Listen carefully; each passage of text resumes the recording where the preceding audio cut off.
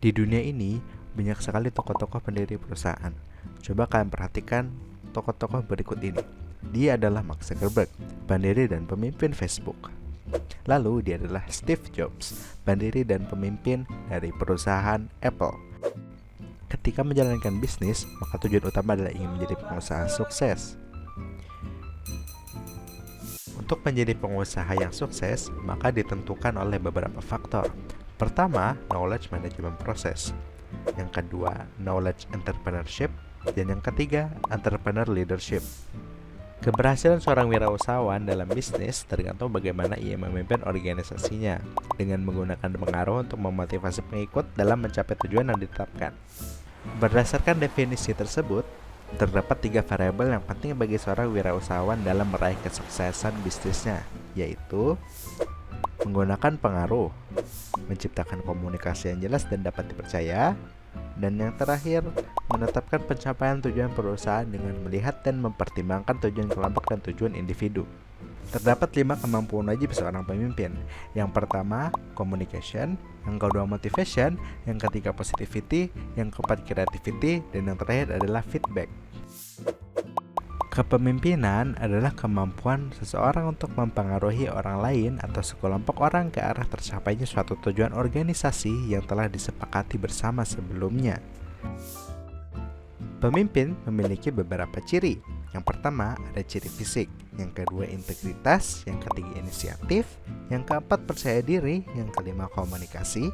Yang keenam, pengetahuan. Ketujuh, visi. Ke-8, kemampuan motivasi. Dan 9, kemampuan sosial. Dan terakhir 10, keputusan. Terdapat 9 fungsi pemimpin. Yang pertama, mengambil keputusan. Yang kedua, memotivasi bawahan. Yang ketiga, sumber informasi. Yang keempat, menciptakan inspirasi. Yang kelima, menciptakan keadilan. Dan keenam, katalisator. Ketujuh, mewakili organisasi. Kedelapan, menyelesaikan konflik. Dan yang kesembilan, memberikan sugesti. Terdapat berbagai tipe kepemimpinan. Yuk kita cari tahu. Tipe autokratis, menganggap organisasi sebagai milik pribadi, mengidentifikasikan tujuan pribadi dengan tujuan organisasi, menganggap bawahan sebagai alat semata, tidak mau menerima kritik, saran dan pendapat tergantung pada kekuasaan formal, dan menggerakkan bawahan dengan paksaan. Tipe militeristik, menuntun disiplin yang tinggi dari bawahan, senang pada formalitas, dan sistem perintah untuk menggerakkan bawahan. Tipe paternalistik, menganggap bawahan belum dewasa, sering bersifat maha tahu, tidak memberi kesempatan pada bawahan untuk mengambil keputusan dan inisiatif serta kreativitas. Tipe karismatik, dianggap mempunyai kekuatan gaib, biasanya keturunan bangsawan, berwibawa dan berkemampuan menjadi teladan, dan juga objektif. Tipe demokratis, senang menerima saran, pendapat, dan kritik dari bawahan, mengutamakan kerjasama dalam mencapai tujuan, dan berusaha mengembangkan kapasitas diri sebagai pimpinan. Tipe liberalistik, ada kebebasan tanpa pengendalian, pimpinan tidak mengendalikan bawahan sepenuhnya, segala sesuatu dipercayakan pada bawahan, dan pimpinan kurang bertanggung jawab.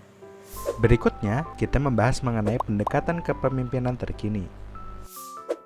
Pemimpin transaksional, pemimpin yang membimbing dan memotivasi pengikutnya menuju sasaran yang ditetapkan dengan memperjelas atau persyaratan tugas.